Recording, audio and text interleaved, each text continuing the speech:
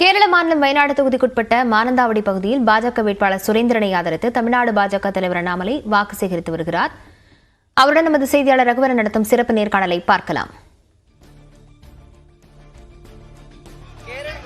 வயநாடு தொகுதியில் தற்போது அம்மாநிலத்தினுடைய பாஜக தலைவரும் மற்றும் வயநாடு தொகுதியின் பாஜக வேட்பாளருமான சுரேந்தருக்கு ஆதரவாக தமிழக பாஜக தலைவர் அண்ணாமலை அவர்கள் தற்போது பிரச்சாரம் மேற்கொண்டிருக்கிறார். தற்போது இந்த ரோட் ஷோவா போயிட்டு இருக்க காட்சிகளை தான் நம்ம தற்போது பார்த்துட்டு இருக்கோம்.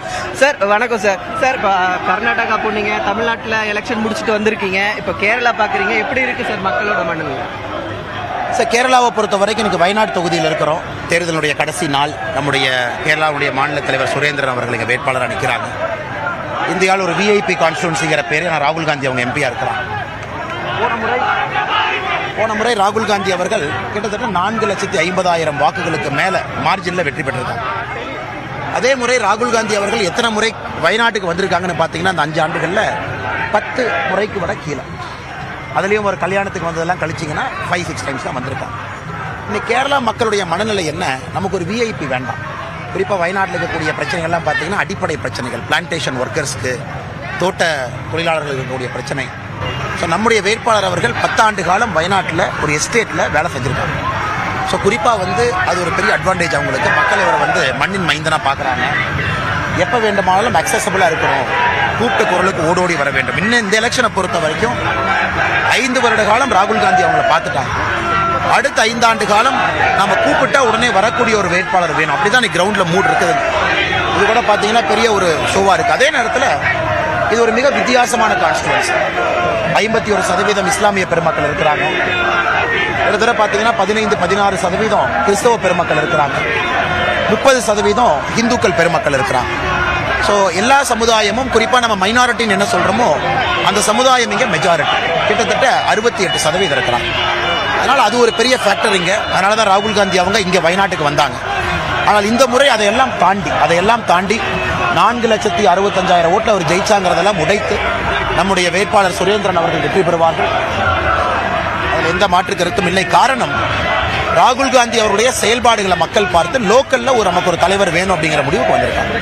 இந்த தாலி விவகாரம் பேசப்பட்டு இருக்கக்கூடிய நிலையில நகைகள் அனைத்துமே இழந்தது தான் இந்த காங்கிரஸ் பார்ட்டி, காந்தியோட குடும்பம், சோனியா காந்தியின் குடும்பம் அப்படின்னு சொல்லிட்டு பிரியங்கா காந்தி சொல்லியிருக்காங்க. எந்த நகை இழந்தாங்க சார்? அதாவது நம்முடைய கட்சியில பாருங்க, ஷாம் பிரசாத் முகர்ஜி அவர்கள் ஆரம்பித்து அதன் பிறகு தீன் தயாள் உபாத்யாயா இருந்து பெரிய கட்சியினுடைய தலைவர்களே மர்மமான முறையில் இறந்தாங்க. அதன் பிறகு ஆயிரக்கணக்கான தொண்டர்கள் இழந்த ஒரு கட்சி. அவங்க விஐபி பத்தி பேசுறாங்க. இந்த கட்சியில தொண்டர்கள், உதாரணத்துக்கு கேரளாவில் இருக்கிறோம், 350க்கும் மேற்பட்ட பாரதிய ஜனதா கட்சியினுடைய தொண்டர்கள் இங்கே படுகொலை செய்யப்பட்டு 350 விதவைகள் கேரளாவில் இன்னைக்கு இருக்கிறாங்க. நாங்க ஏதோ விஐபி தலைவர்களை பத்தி பேசலைங்க. எங்களுடைய தொண்டர்களை தினமும் கேரளாவில் இழக்கிறோம். தமிழ்நாட்டில் இழந்திருக்கின்றோம், கர்நாடகாவில் இழந்திருக்கின்றோம். ஸோ இன்னைக்கு உண்மையாலுமே ரத்தம் சிந்தி ஒரு கட்சி இந்தியாவில் வளர்ந்துருக்குன்னா அது பாரதிய ஜனதா கட்சி. காரணம், அத்தனை விதவைகள் நம்ம கட்சியில் இருக்காங்க. எல்லோரும் தாலி இழந்தவங்க தான்.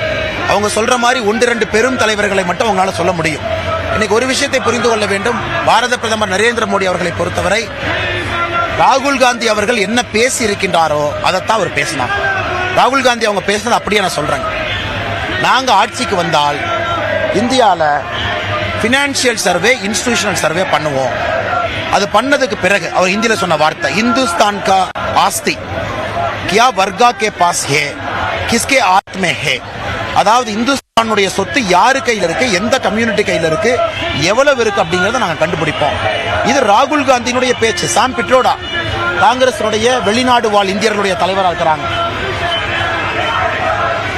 சாம் பிட்ரோடா அவங்க சொல்லியிருக்கிறாங்க, அமெரிக்காவில் 55% இன்ஹெரிட்டன்ஸ் டாக்ஸ் இருக்கு. அதாவது ஒரு தந்தையிலிருந்து மகன் கைக்கு வரும் பொழுது 55% அரசு பிடிச்சுக்குது. இந்தியாவிலேயே அதை கொண்டு வரக்கூடாது. இன்னைக்கு சாம் பிட்ரோடாவுடைய பேச்சு. தினமும் கூட காங்கிரஸ் தன்னுடைய மனதில் இருப்பதை வெளிப்படையா சொல்றாங்க. இன்னைக்கு இந்தியா அந்த முடிவெடுக்கணும். உங்களுடைய